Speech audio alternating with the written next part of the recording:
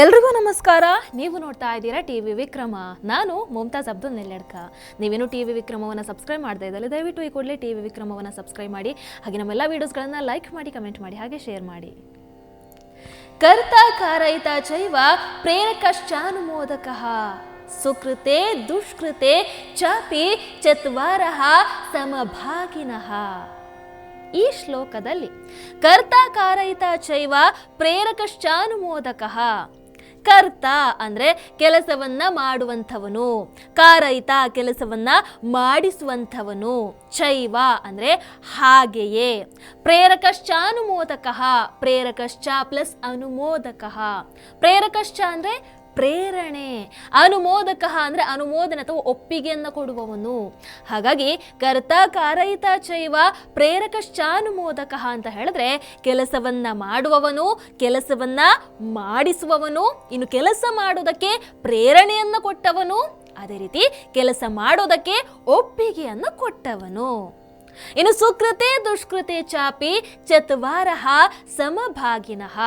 ಇಲ್ಲಿ ಸುಕೃತೆ ಅಂದ್ರೆ ಒಳ್ಳೆ ಕೆಲಸ, ದುಷ್ಕೃತೆ ಕೆಟ್ಟ ಕೆಲಸ, ಚಾಪಿ ಅಂದ್ರೆ ಚ ಅಪಿ ಎರಡರಲ್ಲೂ ಕೂಡ, ಚತ್ವಾರಃ ನಾಲ್ವರು ಕೂಡ, ಸಮಭಾಗಿನಃ ಅಂದ್ರೆ ಸಮಭಾಗಿಗಳು. ಹಾಗಾಗಿ ಸುಕೃತೆ ದುಷ್ಕೃತೆ ಚಾಪಿ ಚತ್ವಾರಃ ಸಮಭಾಗಿನಃ ಅಂತ ಹೇಳಿದ್ರೆ ಈ ನಾಲ್ವರು ಕೂಡ ಪುಣ್ಯ ಮತ್ತು ಪಾಪಗಳಲ್ಲಿ ಸಮಭಾಗಿಗಳಾಗಿರ್ತಾರೆ.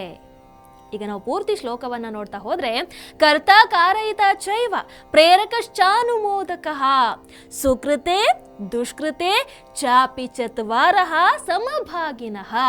ಅಂದ್ರೆ ಯಾರು ಕೆಲಸವನ್ನ ಮಾಡ್ತಾನೋ, ಯಾರು ಕೆಲಸವನ್ನ ಮಾಡಿಸ್ತಾನೋ, ಇನ್ನು ಯಾರು ಕೆಲಸ ಮಾಡೋದಕ್ಕೆ ಪ್ರೇರಣೆಯನ್ನ ನೀಡಿರ್ತಾನೋ, ಅದೇ ರೀತಿ ಯಾರು ಕೆಲಸವನ್ನ ಮಾಡೋದಕ್ಕೆ ಒಪ್ಪಿಗೆ ಅಥವಾ ಅನುಮೋದನೆಯನ್ನ ಕೊಟ್ಟಿರ್ತಾನೋ, ಈ ನಾಲ್ವರು ಕೂಡ ಒಳ್ಳೆಯ ಕೆಲಸದಲ್ಲಿ ಅದೇ ರೀತಿ ಕೆಟ್ಟ ಕೆಲಸದಲ್ಲಿ ಸಮಭಾಗಿಗಳಾಗಿರ್ತಾರೆ.